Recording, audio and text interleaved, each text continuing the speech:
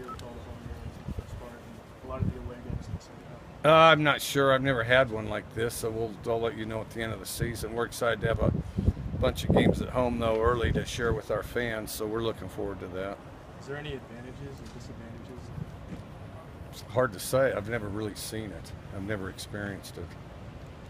Just overall impressions right now as we're less than 5 days here, the first game.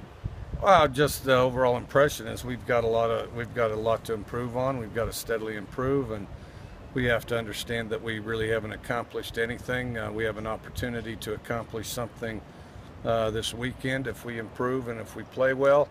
And, that's pretty much what we're going to measure the sum total of this week by. How do you feel like the focus has been just, being around this team? Obviously, I'm sure you can tell when they're having a good day or a bad day. I think it's been good a lot of times, but we've got to do it all the time. A lot of times isn't necessarily enough. You've got to do it all the time. Now that you've had a little more time to look at Montana State, just what are your overall impressions of them? Well, they got a bunch of people back. They finished the season well, and I'm sure they're excited to get started just like we are. How close of a relationship do you still keep with Coach Cho? I really didn't know him that well. He was only here a year. He wasn't even here a full year. But, he's always an enthusiastic guy and, committed to coaching. And so, I always respect that in somebody. How is the team handling the transition sort of into game week mode thus far? We'll know that after the game. But I think, we've had some pretty good practices. We just got to be able to, go longer. We've got to be able to do all the stuff we do well and do it longer and do it more often. Coach, is not having a W in the opening week so far in your tenure here weigh on you at all? No, you just worry about preparation. Do you like the night kickoffs under the lights? We're pretty conditioned to it. That's how it is most of the time for us. So I don't really think about it very much. We've certainly had more that way than the other. Coach Manning said you guys were looking at their quarterback when he was in high school, recruiting him a little bit. What kind of stuck out about him when you guys were looking at him back then? And were you kind of trying to use him as an athlete potentially? He's an athletic guy. He was on the list, and we've got other guys committed. But, a good athlete, a good competitive player. Seems like there's a lot of camaraderie between the running backs, especially. Can you talk about what Coach Mastro's done to kind of establish that? They all seem to really like each other a lot, and they seem to get along well and still are competitive with one another. Well, they have good energy, and the other thing, and one thing that I think makes that happen is, it's a very competitive room. It's awfully tough to, you're fighting for every rep you get, and I think that always creates a healthy situation, and we need to try to get that at more positions, and everybody battles that and fights to do that. But, it's hard to get reps at that position. As far as your career as a coach, have you had that kind of depth at the running back position? How much does that help a quarterback like Luke?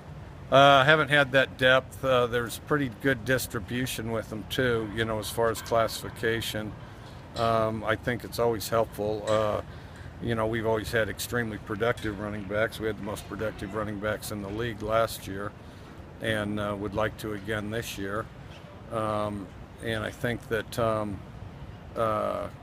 the deeper you are, the better your chances of doing that. So, Jamal and all these running backs have kind of transcended the position here.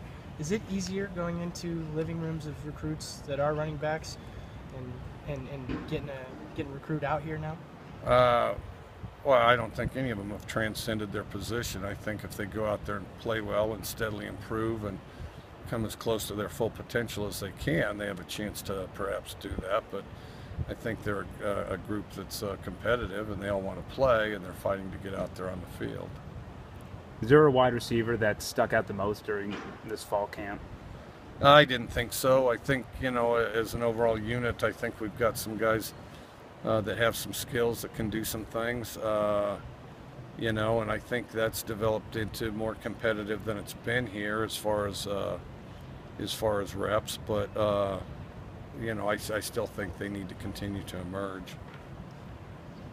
Do you believe the overall depth on this team does it seem like it might be better than last year's?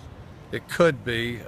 It could be. You know, we've got some new faces, and depending on how they develop, but I do think they have some ability.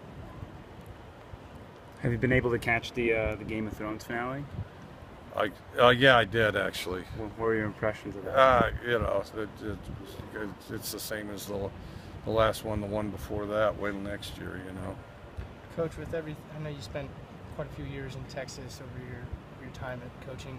With everything that's going on with the flood, and saw you interacting with some people on Twitter. Do you have any words of encouragement for the people down there? Well, I know a ton of people in Houston, and I know a bunch of people in Houston, and it's a really tragic event. And actually, we sent Kelvin Sampson, who used to be here, has got a drive going. We sent a bunch of clothes down there, and so we certainly they're all in our prayers as far as fighting through it and persevering. And I know that Houston will. Houston is one of the most resilient cities that I've ever been in. So, but it's tough times now, and I know there's better times ahead for them.